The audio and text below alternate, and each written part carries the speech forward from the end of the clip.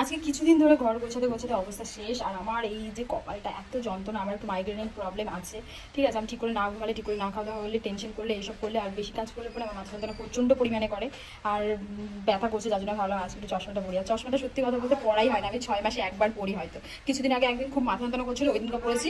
আর আজকে পড়লাম। আমি চশমাটা পরি না হলে পরে মাথা যন্ত্রণা মনে হয় কমবেন না। কালকে রাত্রের বেলা ঘুমই আসছিল না, এত মাথা যন্ত্রণা, ঠিক আছে। তো যেটা হলো আজকে ওয়েলকাম টু মাই ব্লগ। আর আমি যেটা নিয়ে আর কি ব্লগ করতে চেয়েছি, যে এতদিন ধরে আমি এত কাজ করেছি, রাত 3টায় স্নান করেছি প্রথম দিন যেদিন এই বাড়িতে আসি, তারপরের দিন রাত 7:30টায়, তারপর মানে স্নান করার পরেও তারপরে আমি কাজ করেছি। আর আগের দিন তো রাত 2টোয় খেয়েছি, মানে 3টায় স্নান করে 2টোতে খেয়েছি, এরকম একটা ব্যাপার। তারপরের দিন রাত 8:30টায় স্নান করেছি। আর কালকে রাখি পূর্ণিমা ছিল, রাখি পূর্ণিমার জন্য আমি ভাই বোনরা এসেছিল, ওদের আর কিছু করিনি। আর একদিন রেস্ট, কারণ খুব আমার আবার পিঠের মধ্যে হাড়ের একটু প্রবলেম মানে দেখা দিয়েছে, ওখানে ব্যথা করে, খুব যন্ত্রণা করে, যার জন্য আমি করিনি।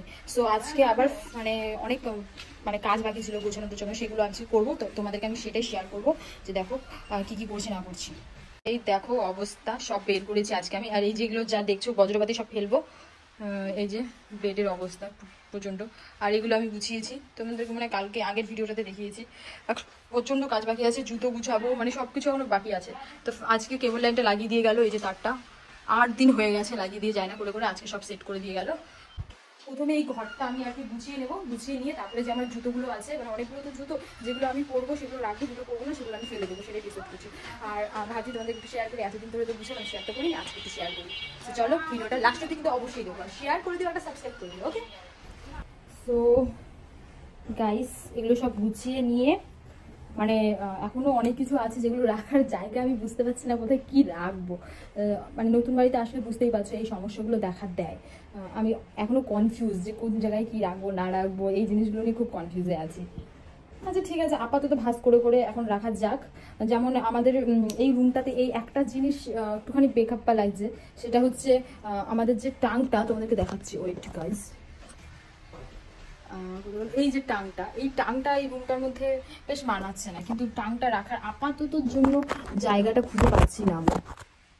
সো আপাততর জন্য এখানে থাকুক, পরে দেখি, কারণ এখনো তো ওপরের রুম আমাদের গোছানো হয়নি।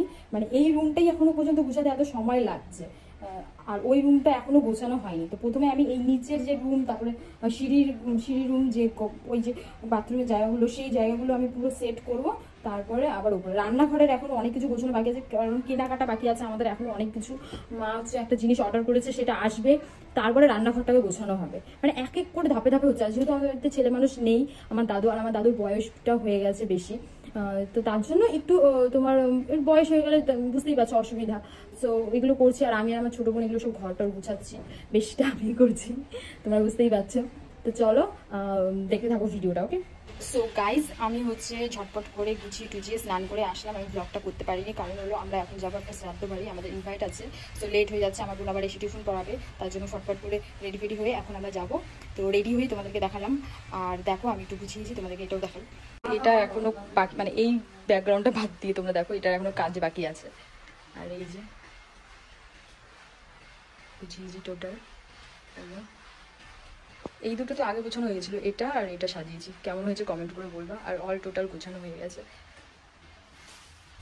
তো এখনই আমরা বেরিয়ে পড়বো, বেরিয়ে পড়ে তাও খাওয়া দাওয়া করে তারপর বাড়ি চলে আসবো। তোমাদেরকে বলেছিলাম যে আমার মা একটা জিনিস অর্ডার করছে, সেটা হলো এই বাসনের র্যাকটা। গাইস, নতুন কিনে নিয়ে আসলাম। ভালো হয়েছে তো? কমেন্ট করে কিন্তু বলো অবশ্যই।